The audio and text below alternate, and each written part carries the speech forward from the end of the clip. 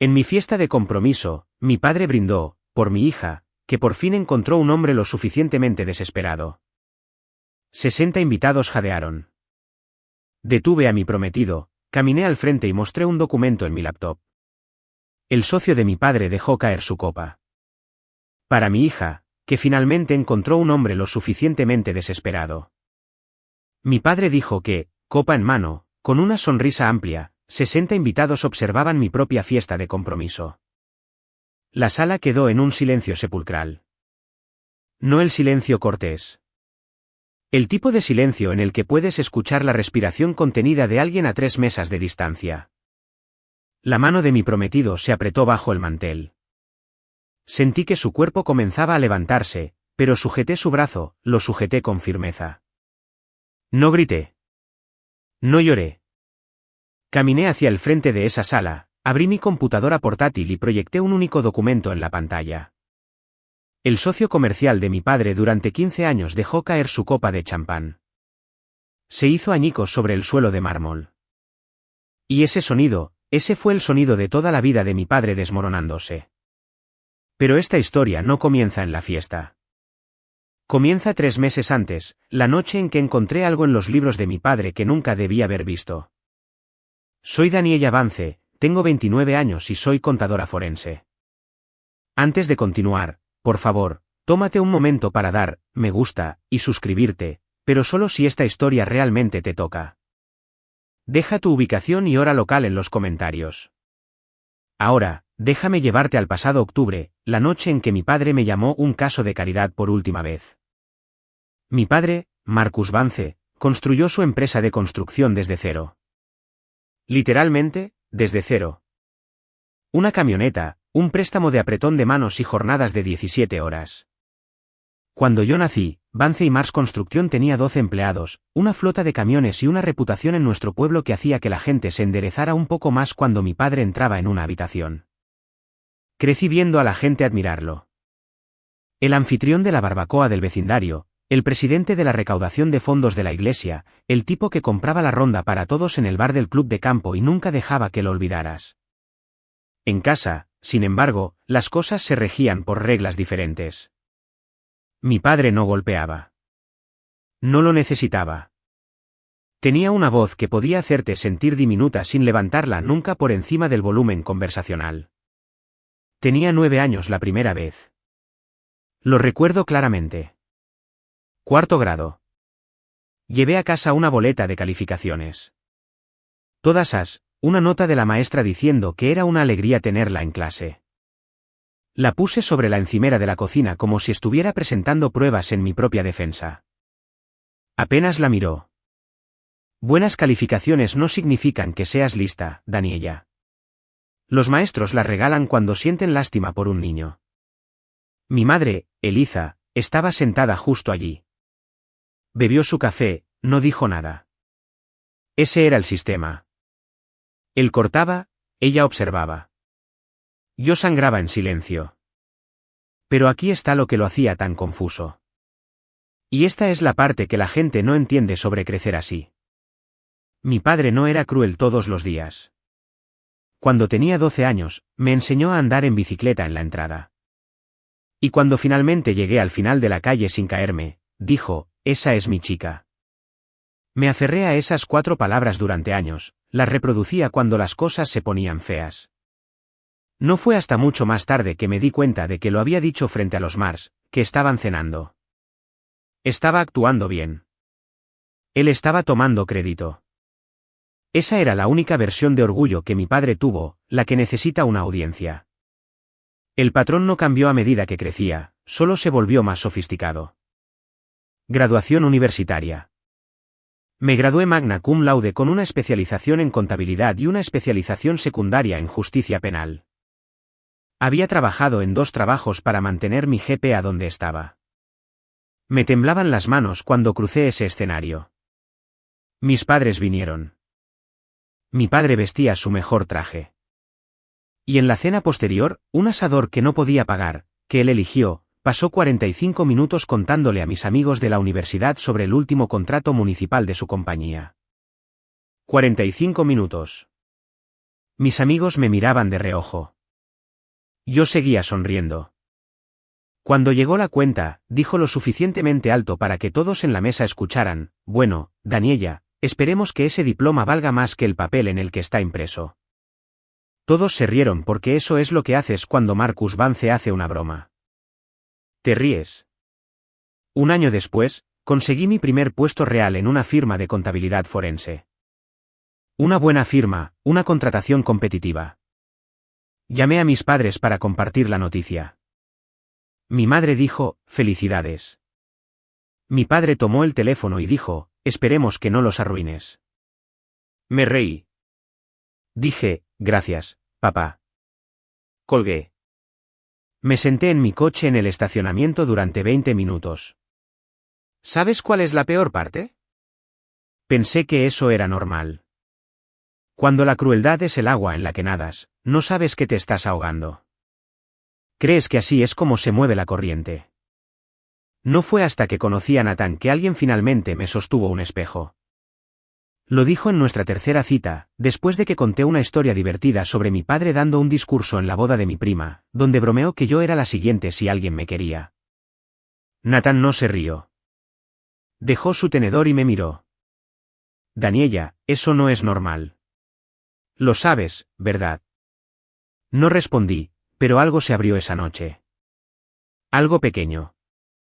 Algo que finalmente cambiaría todo. Conocí a Nathan Cole en una conferencia conjunta para abogados y contadores forenses en Baltimore. Él estaba presentando sobre litigios por fraude financiero. Yo estaba tomando notas 3 filas atrás. No era llamativo. No dominaba una sala como lo hacía mi padre. Nathan era el tipo de hombre que escuchaba más de lo que hablaba.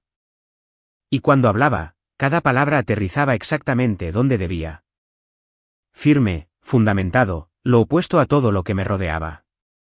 Salimos durante 14 meses antes de llevarlo a casa para conocer a mis padres. Debería haber sabido cómo iba a ser. Mi padre abrió la puerta, le dio la mano a Nathan, y en 3 minutos, había convertido la sala de estar en una entrevista. ¿Dónde fue a la escuela Nathan? ¿Cuál era su rango salarial? ¿Vino de una familia rica? Nathan respondió todo con calma. Sin ponerse a la defensiva, sin fanfarronear, solo respuestas honestas y directas. Luego mi padre se reclinó en su silla y dijo: espero que seas paciente, hijo. Mi hija es del tipo que necesita ser guiada. La sala quedó en silencio. Mi madre miró sus manos. Abrí la boca para decir algo. Ni siquiera sé qué, pero Nathan se me adelantó. Con todo respeto, señor, Daniella es la persona más capaz que he conocido. Sin acaloramiento, sin agresión, solo un hecho. Entregado como si lo estuviera leyendo de una página. Mi padre no respondió. Simplemente miró fijamente a Nathan durante 3 largos segundos, luego cambió el tema a fútbol americano. Pero lo vi, el microcambio en su mandíbula, el parpadeo detrás de sus ojos.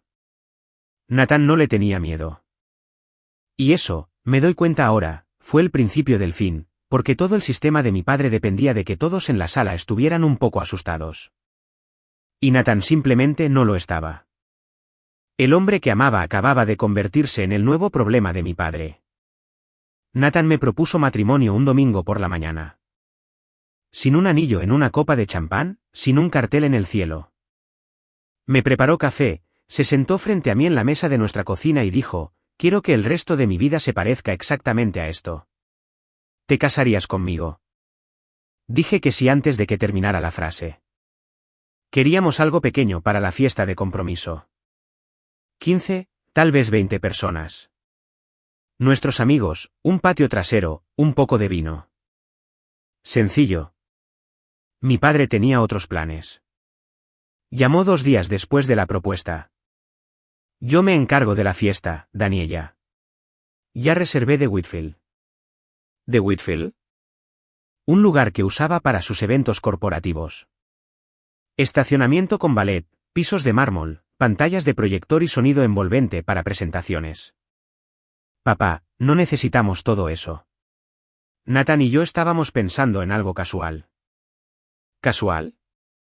Se rió. El compromiso de mi hija y tú quieres perritos calientes en el patio trasero. Yo pago. Déjame hacer esto. Miré a Nathan. Él negó con la cabeza lentamente. Luego llamó mi madre. Su voz tenía esa suavidad practicada que usaba cuando quería que yo cediera. Solo déjalo disfrutar esto, Daniela. Es tu padre. Está tratando de hacer algo bueno. Así que cedí, como siempre cedía, como ella me enseñó a ceder. En una semana, la lista de invitados se había hinchado a 60. Deslicé mi dedo por los nombres en mi teléfono. Sus amigos del club de campo, sus contactos comerciales, sus compañeros de golf, personas cuyos apellidos reconocía de la lista de tarjetas navideñas de su compañía. Mis amigos, 8 en total. Esta no era mi fiesta de compromiso. Era su escenario. Y le había entregado el micrófono sin luchar. No sabía todavía que él había estado escribiendo su brindis durante una semana, y que lo que había escrito no era una bendición. Era un arma. La noche antes de la fiesta, Nathan y yo estábamos acostados en la cama, luces apagadas, ambos mirando al techo. Esta es tu fiesta, dijo en voz baja. No la suya. Todavía puedes cambiar el plan. Si lucho contra él ahora, hará de los próximos 6 meses una pesadilla. No conoces su enfado. Nathan, solo superemos la noche. Nathan guardó silencio por un largo rato. Luego se dio la vuelta para mirarme. Está bien, pero necesito que escuches algo. Yo no me caso con tu padre. Me caso contigo. Y en algún momento, vas a tener que decidir dónde está la línea. Me besó la frente y apagó la lámpara. Me quedé acostada en la oscuridad pensando. Hay una historia que mi madre me contó una vez cuando tenía 16 años. Solo nosotras dos limpiando después de Acción de Gracias. Ella dijo que al principio de su matrimonio, tal vez en el año 2 o 3, ella se había opuesto a mi padre por algo. Ella no diría qué. Él respondió cancelando su tarjeta de crédito. No temporalmente, permanentemente. Tuvo que pedirle dinero para el supermercado durante los siguientes 8 meses hasta que él decidió que ella había aprendido la lección. Me contó esto mientras secaba un plato, sonriendo como si fuera una anécdota divertida sobre el clima. Ella nunca volvió a oponerse. Ni una sola vez, en 30 años. Esa noche, acostada junto a Nathan, finalmente entendí que era realmente esa historia. No era un recuerdo. Era una advertencia. Mi madre me estaba mostrando el precio del silencio y el costo de hablar. Miré al techo y pensé, si no trazo la línea ahora, me convertiré en ella. Sonriendo a través del dolor, secando platos, contándole a mi propia hija la misma historia algún día como si solo fuera algo que sucedió. No pude dormir después de eso. A la noche siguiente, viernes, la noche antes de la fiesta, pasé por la casa de mis padres para dejar la distribución de asientos. Mi padre estaba en su estudio, puerta abierta, gafas de lectura puestas, escribiendo algo en un bloc de notas amarillo. Papá, ¿qué estás escribiendo? No levantó la vista. Mi brindis. No te preocupes por eso. ¿Puedo leerlo? Ahora levantó la vista, sonrió. El tipo de sonrisa que nunca llegaba más allá de su boca. Lo escucharás mañana junto con todos los demás. Algo frío se movió en mi pecho. Papá, es mi fiesta de compromiso. Creo que tengo derecho a...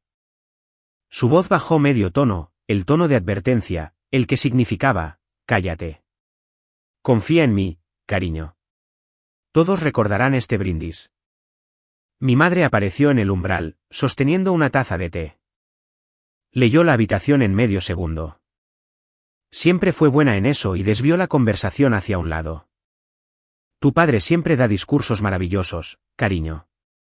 ¿Recuerdas la jubilación del tío Joe? Recordé la cena de jubilación del tío Joe hace 4 años. Mi padre se puso de pie frente a 40 personas y bromeó diciendo que Joe se jubilaba porque ya nadie lo necesitaba, ni siquiera su esposa. Joe se rió. Todos se rieron. La esposa de Joe no. Ese era el don de mi padre. Podía destriparte en público y hacer que sonara como afecto. Salí del estudio sin decir una palabra más. Agarré mi bolso de computadora del coche. Tenía una auditoría de cliente pendiente para el lunes por la mañana y necesitaba finalizar archivos durante el fin de semana. El bolso fue al maletero. Lleva la computadora a la fiesta, había dicho Nathan antes. Puedes trabajar durante la preparación. Envía el archivo antes de la cena. Una sugerencia práctica, nada más. Esa computadora portátil terminaría siendo lo más importante que llevé a esa fiesta. Pero ninguno de los dos lo sabía todavía. Sábado por la mañana, el día de la fiesta. Estaba tomando café y revisando las asignaciones de asientos cuando el coordinador de eventos envió por correo electrónico la lista final de invitados. Richard había hecho adiciones de última hora. Abrí el archivo adjunto, 62 nombres. Empecé a contar, sus compañeros de golf, los Henderson del club de campo, 2 parejas de su capítulo de Rotary, los Warren, su corredor de seguros y su esposa, un contratista que conocía desde hacía 6 meses. ¿6 meses? ¿Y el hombre estaba invitado a mi fiesta de compromiso? Gerald y Patricia Mars. Mesa 1, al frente y al centro, justo al lado de la familia. Mis amigos de la universidad, mis compañeros de trabajo. Los encontré. Mesa 8, junto a la cocina. Llamé a mi padre. Papá, ¿dónde está mi gente? Emily, Jazz, el grupo del trabajo. Están en la mesa de atrás, Daniela. No había espacio al frente, Daniela. Tenía que priorizar. ¿Priorizar a quién? A tus compañeros de golf. Su voz se agudizó. Esta es una oportunidad de networking, no una fiesta de pijamas. No seas egoísta. Colgué. Me temblaban las manos, no por ira, sino por la vieja e inconfundible sensación de indefensión de ser reorganizada por alguien que piensa que es dueño de cada habitación en la que entra. Nathan me estaba observando desde el otro lado de la cocina. No había dicho una palabra durante la llamada, pero su mandíbula estaba tensa. Él invitó a Gerald a sentarse en la mesa 1, dije. Al frente, justo al lado de nosotros. Nathan se apoyó contra el mostrador. ¿Sabes por qué, verdad? Lo miré. Está actuando, dijo Nathan. Para Gerald, para todos ellos, el padre amoroso, la familia feliz. Nos está exhibiendo como un escaparate para sus socios comerciales. Me quedé mirando la lista de invitados en mi pantalla. 62 nombres, y yo era un accesorio en mi propia fiesta. Cerré la computadora, me vestí y conduje al lugar para ver el espectáculo de mi padre. Llegué a The Whitfield 1 hora antes para ayudar con la preparación. El lugar era exactamente el tipo de lugar que le encantaba a mi padre. Ladrillo visto, accesorios de latón, un largo bar de caoba, una pantalla de proyector en el extremo, ya preparada para la presentación de diapositivas que mi padre había curado de fotos familiares. Fotos que él eligió, momentos que él aprobó. Estaba ajustando los centros de mesa en la mesa 3 cuando escuché su voz. Venía del pasillo cerca del guardarropa. Mi padre y Gerald Mars estaban cerca, ya con bebidas en mano. Yo estaba a la vuelta de la esquina. No me vieron. Te digo, Gerald, estoy tan orgullosa de mi niña. La voz de mi padre, cálida, expansiva, la voz que usaba en público. Ella es todo lo que la crié para ser.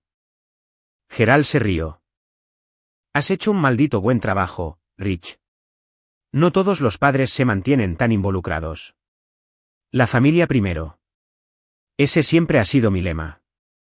Me quedé allí detrás de la pared, centro de mesa todavía en mi mano. La palabra hizo eco. ¿Orgullosa? Mi padre acababa de decir que estaba orgulloso de mí. Nunca, ni una sola vez, había dicho esa palabra frente a mí. No en la graduación, no cuando aprobé mi CPA, no cuando obtuve mi certificación CF, ni una sola vez en 29 años, pero aquí, en un pasillo, al hombre cuyo dinero estaba robando. Ahí es donde vivía la palabra. Era una moneda gastada donde le compraría algo. Dejé el centro de mesa y me fui tranquilamente. No lo confronté. No lloré. Simplemente lo archivé donde archivo todo lo que mi padre me da. En el lugar donde el dolor se asienta tanto tiempo que comienza a sentirse como muebles. Lo que no sabía todavía era esto. Gerald Marsh, el hombre que estaba allí llamando a mi padre un gran papá, había estado perdiendo silenciosamente cientos de miles de dólares a manos del hombre al que estaba brindando. Y yo tenía la prueba en mi computadora portátil en el maletero de mi coche. Déjame retroceder. 3 meses antes de la fiesta, estaba trabajando hasta tarde en mi firma, inmersa en una auditoría forense para un cliente comercial, un desarrollador inmobiliario de tamaño mediano señalado por desembolsos irregulares. Trabajo tedioso, hojas de cálculo y transferencias bancarias y empresas fantasma apiladas como muñecas rusas. Estaba rastreando una cadena de pagos a través de una sociedad de responsabilidad limitada, registrada en Delaware, como siempre lo están, cuando algo se enganchó. La LLC no tenía sitio web, ni empleados registrados, ni presentaciones públicas más allá del mínimo indispensable, pero las transferencias bancarias que fluían a través de ella eran sustanciales, consistentes, mensuales. Seguí tirando del hilo. La LLC estaba vinculada a una sociedad holding. La sociedad holding compartía un agente registrado con otra entidad. Y esa entidad, enterrada 3 capas más abajo detrás de suficiente papeleo para hacerte sangrar los ojos, estaba conectada a un nombre que reconocí, Upton y Marsh Construction LLC, la compañía de mi padre. Me quedé mirando la pantalla. Mi café se enfrió. La oficina estaba vacía. Todos se habían ido horas antes. El personal de limpieza estaba aspirando por el pasillo. Mi entrenamiento se activó antes de que mis emociones pudieran hacerlo. Los examinadores de fraude certificados tienen una obligación. Si descubrimos evidencia de fraude financiero durante el curso de nuestro trabajo, no podemos mirar hacia otro lado. No es opcional. Es el trabajo. Pero este era mi padre. Guardé los archivos, cerré la computadora, conduje a casa, me senté en mi coche en la entrada durante 10 minutos, motor apagado, manos en el volante. Luego entré, abrí una nueva carpeta en mi computadora portátil personal y la llamé Proyecto Atlas. Durante las siguientes semanas, trabajé en ella después de horas, solo, rastreando cada transacción, documentando cada discrepancia, construyendo el tipo de informe que hago para los clientes. Excepto que esta vez, el sujeto era el hombre que me crió. No le dije nada a nadie. Todavía no. 2 semanas después, se lo dije a Nathan. No porque quisiera, sino porque no podía soportarlo sola por más tiempo. Me despertaba a las 3 de la madrugada mirando al techo, haciendo cálculos en mi cabeza, dudando de cada entrada en esa carpeta. La auditora en mí sabía lo que mostraban los datos. La hija en mí seguía buscando otra explicación. No había ninguna. Me senté con Nathan en la mesa de la cocina una noche de martes. Le mostré el resumen. Lo leyó lentamente, como los abogados leen todo. Una vez por contenido, una vez por implicaciones. Cuando terminó, levantó la vista. ¿Cuánto? Difícil de decir sin acceso total, pero basándome en lo que puedo rastrear, significativo. Durante más de una década. Dejó los papeles. ¿Qué quieres hacer con esto? No lo sé. Es mi padre. Nathan asintió. No presionó, no sermoneó, no dijo lo que cualquier persona razonable habría dicho, que es, tu padre es un ladrón. En cambio, se inclinó y dijo lo que más importaba. Pero también le está robando a un hombre que confía en él. Gerald ha sido su socio durante 15 años. Miré la mesa, la veta de la madera, la marca del anillo de mi taza de café. Lo que sea que decidas, Nathan dijo, estoy contigo. Pero no te sientes sobre esto por mucho tiempo. Gerald merece saberlo. Estuve de acuerdo. Mi plan era claro. Terminar la auditoría, compilar el informe completo, superar la fiesta de compromiso. Luego, el lunes por la mañana, enviaría el informe directamente a Gerald, cara a cara si era posible, limpio, profesional, sin drama, sin escena. Solo la verdad. Entregada de la manera en que la entrego a cualquier cliente. Lleva la computadora a la fiesta, dijo Nathan unos días después. Tienes esa fecha límite del lunes de todos modos. Fue una sugerencia práctica, razonable, el tipo de cosa que tenía mucho sentido en ese momento. Mi padre, por supuesto, tenía sus propios planes para esa noche, y cambiaron los míos por completo. Sábado por la noche, 6:30. The Whitfield parecía sacado de una revista, velas en cada mesa, arreglos de orquídeas blancas, un cuarteto de cuerdas en la esquina tocando algo suave y clásico que no podía nombrar. Mi padre se había superado a sí mismo. Eso era lo que pasaba con Marcus Upton. Cuando actuaba a la perfección. Nathan y yo llegamos juntos. Llevaba un vestido de seda color crema que había comprado específicamente para esa noche. Nathan vestía un traje azul marino, su mano firme en la parte baja de mi espalda mientras caminábamos por las puertas dobles. Mi padre nos recibió en el vestíbulo. Ya estaba trabajando la sala, champán en mano, apretón de manos listo. Ahí está. Ahí está mi chica hermosa. Me abrazó, lo mantuvo durante 3 segundos completos. Su colonia era fuerte y cara. Mi cuerpo se puso rígido. Mi padre nunca me había llamado hermosa. No en el baile de graduación, no en la graduación, no en 29 años viviendo bajo su techo, pero aquí, frente a los invitados que llegaban, frente a Gerald y Patricia Mars, que entregaban sus abrigos al asistente, de repente era su chica hermosa. Lo abracé de vuelta porque, ¿qué más se supone que debes hacer? Gerald me dio la mano con calidez. Felicidades, Daniella. Tu padre no ha dejado de hablar de esta fiesta durante semanas. Gracias, señor Mars. Me alegro de que esté aquí. Y lo decía en serio, aunque no de la manera que él pensaba. Nathan me apretó la mano bajo la mesa una vez que nos sentamos. Me incliné hacia él y susurré, está actuando. Nathan susurró de vuelta, lo sé. Solo respira. Miré a mi alrededor, 60 rostros, velas parpadeando, vino sirviéndose, mi padre moviéndose de mesa en mesa como un candidato trabajando en un mitin, estrechando manos, dando palmadas en la espalda, riendo esa gran risa. Esta era su noche, no la mía. Todavía no. La cena se sirvió a las 7:15. Mi padre había organizado los asientos, por lo que estaba a la cabecera de nuestra mesa, mesa 1, con Gerald y Patricia a su derecha, mi madre a su izquierda, y Nathan y yo al otro lado, como un tribunal. La comida era excelente, el vino era caro, y mi padre estaba en su mejor momento. En algún momento entre el plato de ensalada y el plato principal, comenzó a contar historias. No sobre Nathan y yo, sobre mí. Los grandes éxitos de los fracasos de Daniella, reformulados como comedia. ¿Alguna vez les conté sobre la vez que Daniella no pasó su examen de conducir? 3 veces. Levantó 3 dedos. La risa resonó en la mesa. ¿Y la cocina? ¡Oh, Dios! ¿La cocina? Casi incendia la cocina preparando huevos revueltos. ¿Huevos revueltos? Más risas. Luego se inclinó, como si compartiera un secreto, y su primer novio, ¿cómo se llamaba? Daniella, Kevin, Kyle. Duró unos 4 meses antes de que corriera a las colinas. La mesa se rió. Mi madre se rió. Incluso las personas que no me conocían se rieron porque mi padre tenía ese don. El don de hacer que la crueldad sonara como calidez. Sonreí.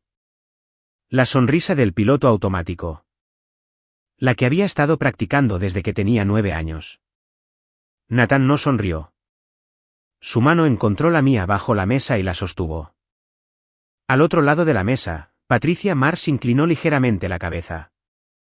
Se inclinó hacia mi madre y dijo, con suavidad, pero no lo suficientemente suave.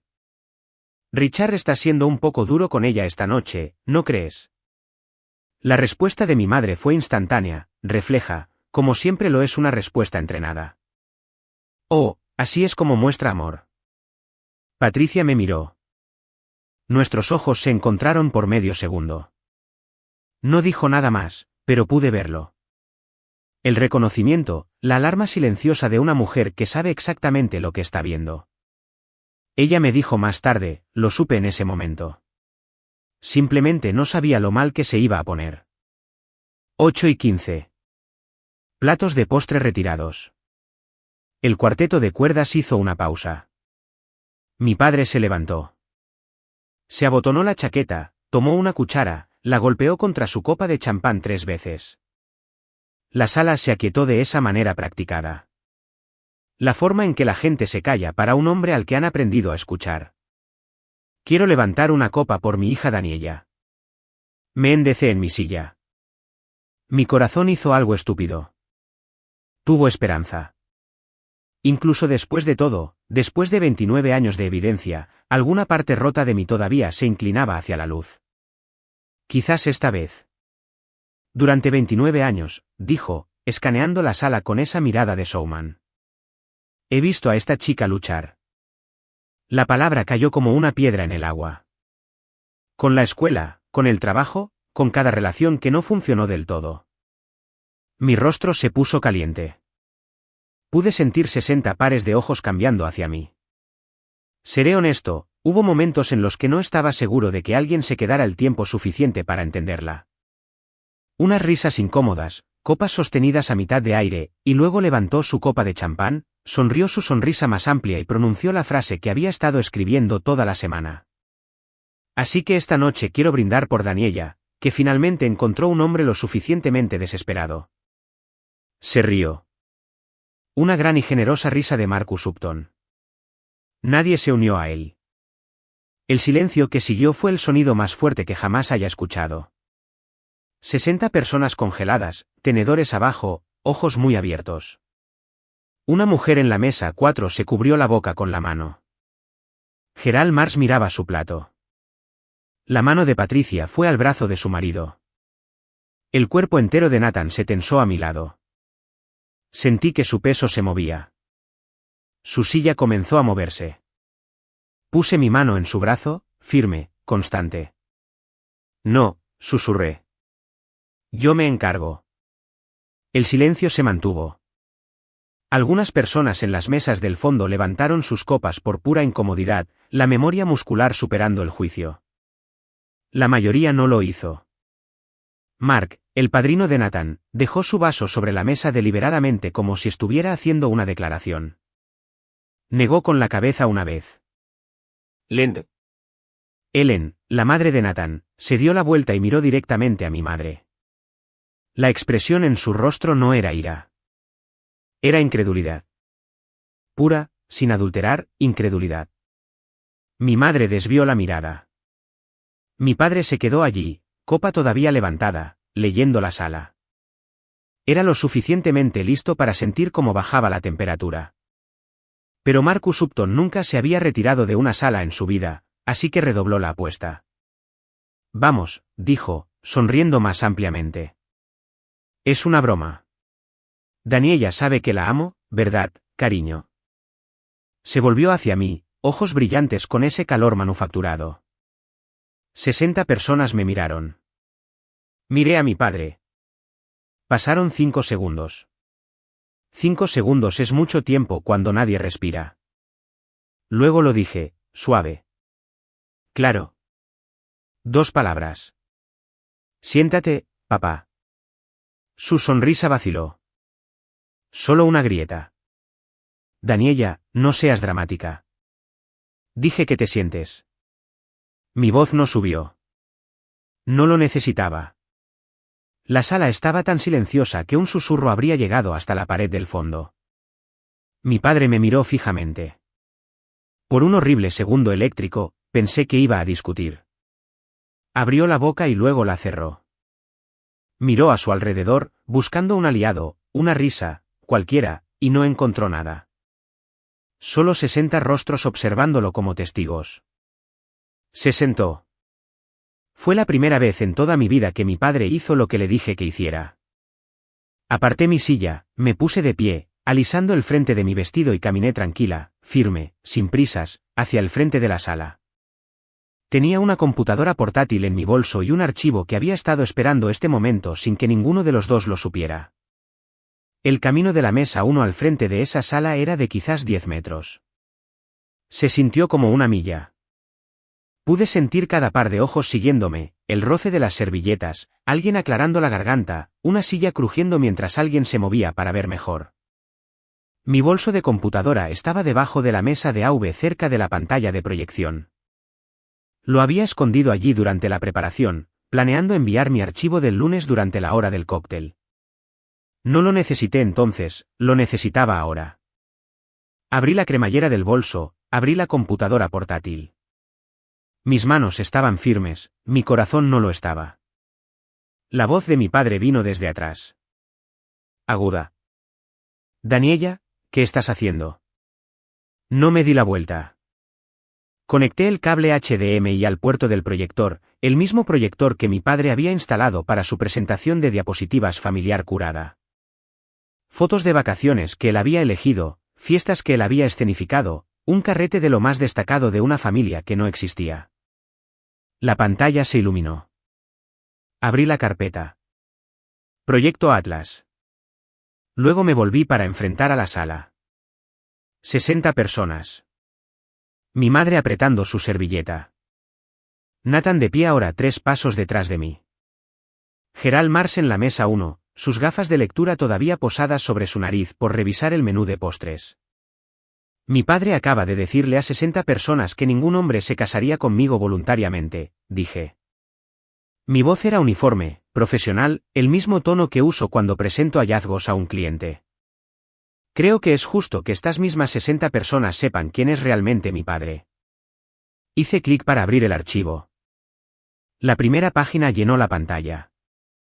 Fondo blanco, texto negro, un encabezado que decía, resumen de auditoría forense, transferencias de fondos no autorizadas, Upton y Mars Construcción, LLC. La copa de champán de Gerald Marx comenzó a inclinarse en su mano. No di un discurso. No tuve que hacerlo. Este es un informe de auditoría forense que compilé durante los últimos 3 meses, dije. Documenta un patrón de transferencias de fondos no autorizadas de la compañía que mi padre copropiedad con el señor Gerald Marx. Me deslicé a la página de resumen. 3 columnas, fechas, montos, cuentas de destino, una década de transacciones detalladas en el formato limpio y clínico que me habían entrenado para producir. Los números hablaban por sí mismos. Mi padre se puso de pie de un salto. Su silla raspó el suelo de mármol con un sonido que hizo que 2 personas se estremecieran. Esto es ridículo. Su voz era fuerte ahora. Fuerte de una manera que nunca lo fue en público. La voz interior crujiendo para mostrar lo que vivía debajo. No sabes de lo que estás hablando. Me giré y lo miré directamente. Por primera vez en 29 años, miré a mi padre sin pestañear. Papá, soy examinadora de fraude certificada. Esto es literalmente lo que hago. La sala no jadeó. Era peor que eso. Simplemente lo absorbió. 60 personas procesando a la vez. Podía verlo moverse por las mesas como el clima. Los ojos abiertos, las manos buscando teléfonos, las parejas inclinándose unas a otras para susurrar. Entonces el sonido, vidrio sobre mármol, agudo, final. La copa de champán de Gerald Marx se deslizó de sus dedos y se hizo añicos en el suelo. El sonido rompió el silencio como un disparo. Patricia agarró el brazo de su marido. Gerald. Gerald. No miró a su esposa. Estaba mirando fijamente la pantalla. Su rostro se había puesto gris, el tipo de gris que viene cuando estás viendo cómo se disuelven 15 años de confianza en 15 segundos. Luego miró a mi padre y la expresión en el rostro de Gerald Marx. Nunca la olvidaré. No era ira. Todavía no. Era la mirada de un hombre que descubre que su casa ha estado ardiendo durante años y nadie se lo dijo. Mi padre se movió rápido. Siempre lo hacía cuando las paredes se cerraban. Se acercó a Gerald, ambas palmas hacia arriba, la pose del pacificador. Gerald, escúchame. Ella está mintiendo. Está enojada. Hice una broma que no le gustó. Y ahora está inventando cosas para humillarme. Gerald levantó una mano. No se puso de pie. No gritó. Solo una mano, palma hacia afuera. La forma en que detienes el tráfico. No. Una palabra. Pero su voz tembló. Y ese único temblor llevó más peso que cualquier cosa que mi padre hubiera dicho esa noche. Gerald metió la mano en el bolsillo de su chaqueta y sacó su teléfono. Marcó un número allí mismo en la mesa, uno frente a cada persona en esa sala. Su voz era baja pero lo suficientemente clara para que las mesas cercanas escucharan. Ray, soy Gerald. Necesito que estés en la oficina el lunes por la mañana. A primera hora, es sobre la sociedad. Colgó. Puso el teléfono sobre la mesa. No miró a mi padre de nuevo. Richard se giró hacia mi madre. Su compostura se estaba agrietando ahora visiblemente en tiempo real como hielo bajo peso. Eliza, diles que ha perdido la cabeza. Diles. Mi madre se sentó perfectamente quieta. Sus manos estaban cruzadas sobre la mesa. Sus ojos estaban en su plato. No dijo nada. El mismo silencio que me había dado durante 29 años. Finalmente se lo dio a él. Y por primera vez, su silencio no fue protección. Fue permiso. Las sillas comenzaron a rasparse. Los invitados de la mesa del fondo se pusieron de pie tranquilamente, buscando abrigos y carteras. Sin salidas dramáticas, solo la retirada lenta e inconfundible de personas que ya no querían estar en la sala. Nathan se acercó a mi lado. No dijo una palabra, solo colocó su mano suavemente entre mis omóplatos. Luego vino una voz de la mesa 2. Ellen Cole, la madre de Nathan, se puso de pie. Caminó hacia mí, tomó mis dos manos entre las suyas y dijo, estoy orgullosa de ti, cariño. 4 palabras. Exactamente las 4 palabras que había estado esperando escuchar de mi padre toda mi vida, vinieron de la madre de otra persona, y eso de alguna manera las hizo significar aún más. Gerald se puso de pie lentamente. Se sostuvo con una mano en la mesa, no porque fuera débil, sino porque se estaba manteniendo unido. Caminó hacia mi padre.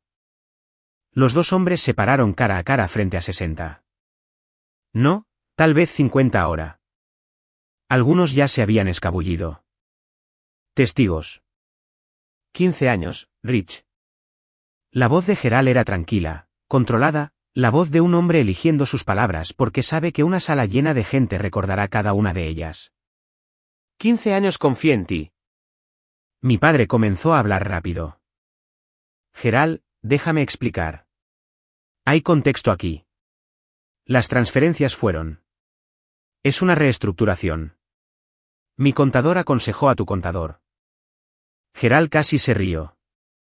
Casi. Tu hija es contadora forense, Richard, y acaba de mostrarme lo que tu contador estaba ocultando. Mi padre abrió la boca. No salió nada. Gerald se ajustó la chaqueta, se alisó la corbata. Luego dijo en voz baja y precisa, mi abogado se pondrá en contacto contigo el lunes por la mañana. No me llames. No vengas a la oficina. No me contactes. Se giró hacia Patricia. Ella ya estaba de pie, abrigo sobre el brazo, lista. Habían estado casados 35 años. Ella sabía cuándo era el momento de irse. Pero Patricia se detuvo. Caminó hacia mí, tomó mi mano y la apretó. Gracias por decir la verdad, Daniela. Sé lo que te costó. Asentí. Mi garganta estaba demasiado apretada para hablar. Los Mars salieron por las puertas dobles. La sala los vio irse. Nadie intentó detenerlos. Nadie se despidió de Richard. Mi padre se quedó solo en el centro de la sala. El proyector seguía brillando detrás de él, proyectando el resumen de la auditoría sobre su espalda como una sombra, aunque no podía temblar. Una por una, las mesas se vaciaron, los abrigos se recogieron, los coches arrancaron en el estacionamiento. Ni una sola persona se detuvo a darle la mano al salir. A las 9, la sala estaba casi vacía. El cuarteto de cuerdas se había ido hacía 20 minutos. El personal de servicio se movía silenciosamente entre las mesas, retirando platos de una cena que nadie había terminado. Mi madre estaba sentada en la mesa 1. Mismo asiento, misma postura. No se había movido en 45 minutos. Mi padre estaba junto al bar, chaqueta quitada, corbata floja. Sostenía un vaso de whisky que no había bebido. Cerré mi computadora portátil, desenchufé el cable HDMI, metí la computadora en mi bolso. Mis manos estaban temblando ahora, no durante, sino después. La adrenalina se estaba yendo, y lo que dejó atrás fue algo más pesado. Caminé hacia el centro de la sala. Mi padre me miró.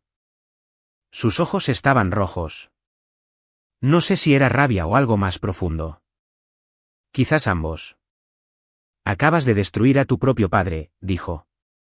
Sostuve su mirada. No, papá. Te destruiste a ti mismo. Yo solo dejé de encubrirte. ¿Por una broma? ¿Hiciste esto por una broma? Esto no se trata de ese brindis, y tú lo sabes. Se volvió hacia mi madre. Última carta, jugada final. Linda, ¿vas a dejar que ella me haga esto? Mi madre levantó la vista de la mesa, y por primera vez en 30 años de matrimonio, en una vida de silencio practicado, habló. ¿Tú hiciste esto, Richard? No ella. 7 palabras, tranquilas, casi gentiles, pero cayeron como una puerta cerrándose. El rostro de mi padre hizo algo que nunca había visto antes. Se desmoronó. No en lágrimas. Mi padre no lloraba, sino en una especie de vacío. La mirada de un hombre que se ha quedado sin gente a quien culpar. Recogí mi bolso. Nathan estaba junto a la puerta sosteniendo mi abrigo. Adiós, papá, dije. No respondió. Salí de Whitfield con mi mano en la de Nathan. El aire de noviembre era fresco y limpio. Lo respiré profundamente, por completo, como si hubiera estado bajo el agua durante 29 años y acabara de romper la superficie. Mis manos todavía temblaban. Esto no era victoria. Esto era duelo vestido con otro abrigo. Pero estaba hecho. El lunes llegó rápido. El abogado de Gerald, Raymond Stein, estuvo en la oficina de Upton y Mars a las 8 de la mañana con una orden judicial para una auditoría forense completa de los libros de la compañía realizada por una firma independiente, no yo. Mi informe fue el catalizador, pero el proceso tenía que ser limpio. Lo entendí. Quería eso. Para el martes, la noticia se había extendido como siempre lo hace en las comunidades pequeñas a través de llamadas telefónicas que comienzan con "me escuchaste" y terminan con "siempre pensé que algo andaba mal". Richard Upton fue eliminado de la lista de miembros del Riewood Country Club, no suspendido. Eliminado. 22 años de cuotas, galas benéficas y torneos de golf, desaparecidos en un solo voto de la Junta. El hombre que compraba rondas para todo el bar no podía pasar por la recepción. Para el miércoles, 3 de los contactos comerciales que se habían sentado en sus mesas cuidadosamente dispuestas el sábado por la noche habían cortado lazos en silencio. Sin declaraciones públicas, solo llamadas no devueltas, almuerzos cancelados, el borrado lento y deliberado que ocurre cuando la gente decide que ya no vales la pena la asociación. La noticia no llegó al periódico. No tenía por qué. En una comunidad de ese tamaño, la fiesta en sí fue el titular. 60 testigos, esos son 60 versiones de la historia propagándose hacia afuera como ondas. Mi padre me llamó 11 veces esa semana. No contesté, ni una sola. La 12ª llamada fue al buzón de voz. La escuché una vez. Daniela, tienes que arreglar esto. Llámame ahora. ¿Todavía dando órdenes incluso ahora? Eliminé el mensaje de voz y puse mi teléfono sobre la encimera, boca abajo. Nathan estaba preparando la cena. Me miró, pero no preguntó quién llamó. No tenía por qué.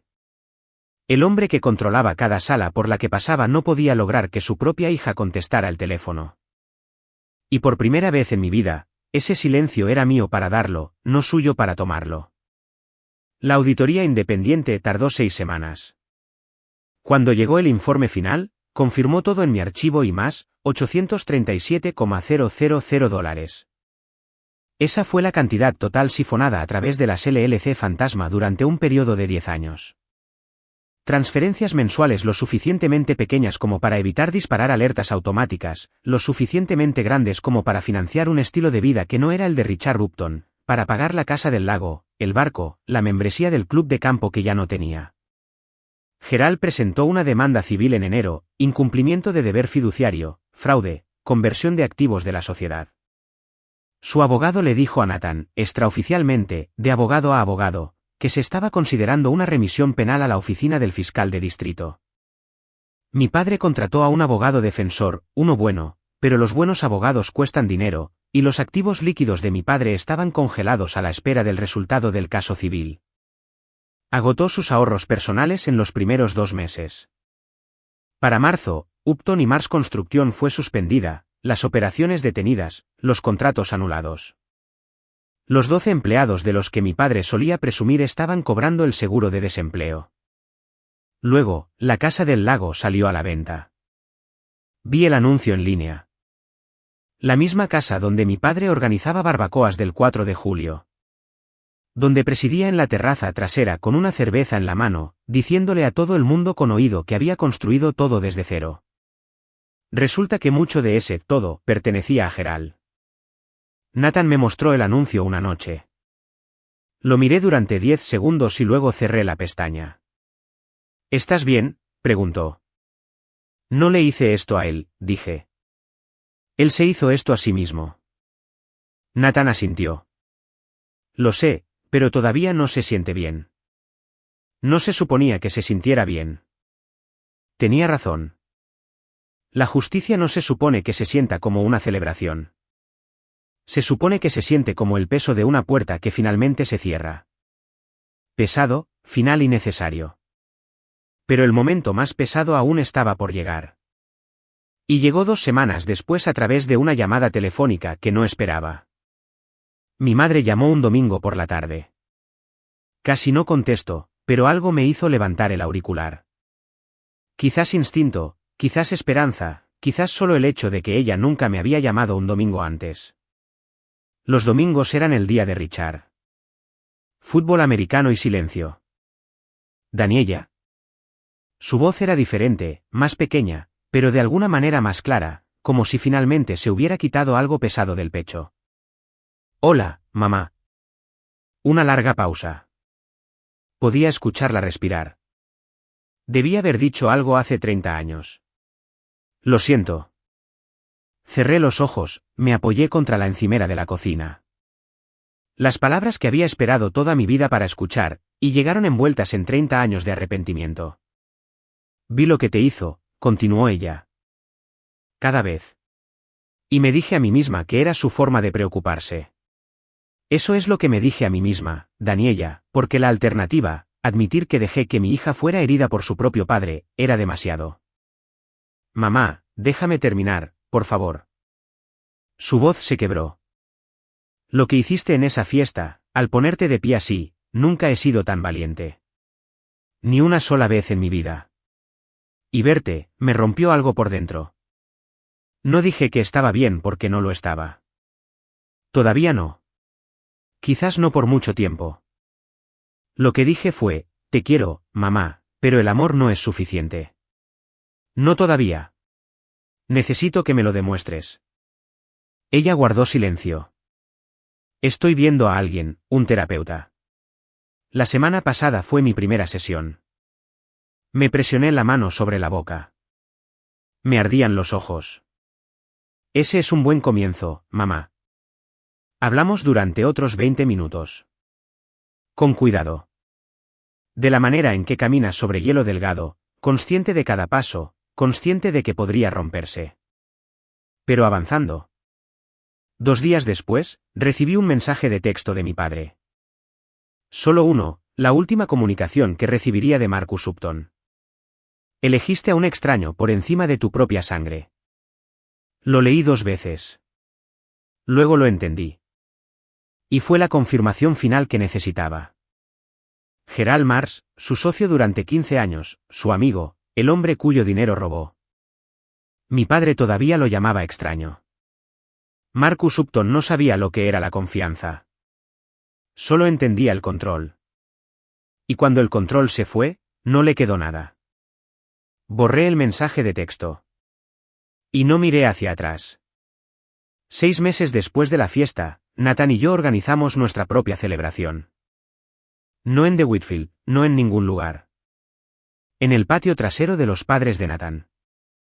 15 personas, luces de cuerda de la ferretería, hamburguesas a la parrilla, un altavoz Bluetooth reproduciendo una lista de canciones que Nathan y yo habíamos hecho juntos en una perezosa mañana de domingo. Sin proyector, sin presentación de diapositivas, sin distribución de asientos. Mis amigos, Emily, Yasmín, el grupo del trabajo, se sentaron en sillas de jardín y bebieron cerveza de latas. La mamá de Nathan, Ellen, trajo sus famosos pasteles de limón. Mark dio un brindis que duró 3 frases e hizo reír a todos. Risas reales, el tipo que viene del estómago, no por obligación. Mi madre vino. Llegó temprano, llevando un plato que había hecho ella misma, algo que no había hecho en años, porque mi padre siempre pedía catering. Estaba más callada de lo habitual, cuidadosa con sus palabras. Pero estaba allí, presente, intentándolo. Mi padre no fue invitado. A mitad de la noche, sonó el timbre. Una entrega, flores, un arreglo masivo de peonías blancas con una tarjeta. La abrí, para Daniela, la persona más honesta que he conocido. Felicitaciones, Gerald y Patricia Mars. Me quedé en el umbral sosteniendo esa tarjeta durante mucho tiempo. Nathan se acercó por detrás. ¿Estás bien? Sí, dije. Pasé 29 años tratando de ganarme una palabra de mi padre. Y aquí está Gerald Mars dándome algo que mi papá nunca pudo. Nathan me rodeó con su brazo. Algunas personas construyen, otras toman. No puedes cambiar cuál de los dos eligió ser tu padre. Apoyé mi cara en su hombro y lloré. La primera vez desde la fiesta. Lágrimas reales, feas. No porque estuviera triste exactamente, sino porque algo que había estado encerrado durante 29 años finalmente se había abierto, y todo lo que había dentro necesitaba un lugar a donde ir. 15 personas que realmente querían estar allí. Eso es todo lo que alguna vez necesité. La gente me pregunta si me arrepiento. La respuesta es complicada. Me arrepiento todos los días, pero no por la razón que podrías pensar. No me arrepiento de la verdad. No me arrepiento de haberme puesto de pie. Me arrepiento de que mi padre me pusiera en una posición en la que tuve que elegir entre lealtad y honestidad. Esa elección nunca debió ser mía. Permítanme ser clara sobre algo. No proyecté ese documento para vengarme. No subí allí con un plan. Mi plan era el lunes por la mañana, limpio, profesional, privado. Pero cuando mi padre se paró frente a cada persona que amo y les dijo que yo no valía nada, cuando convirtió mi fiesta de compromiso en una última actuación donde él era la estrella y yo era el remate, algo cambió, no ira, algo más profundo, la realización de que si me sentaba y me lo tragaba. Me lo tragaría todo para siempre. Estaba cansada de tragarme las cosas. La verdad es que había estado en silencio sobre 2 cosas. Cómo me trataba mi padre y lo que mi padre le había hecho a Gerald. Y en ese momento, entendí que el silencio era el mismo. El silencio sobre el abuso y el silencio sobre el fraude venían del mismo lugar. ¿Miedo? Miedo de perder a un padre que en realidad nunca fue mío. El silencio no es lealtad. El silencio es complicidad. Aprendí eso en una cena mientras veía a mi madre doblar su servilleta y sonreír. Si estás escuchando esto y algo te resulta familiar. Si sabes lo que es sentarte en una mesa y hacerte pequeña para que otra persona pueda sentirse grande, no voy a decirte qué hacer. Ese no es mi lugar.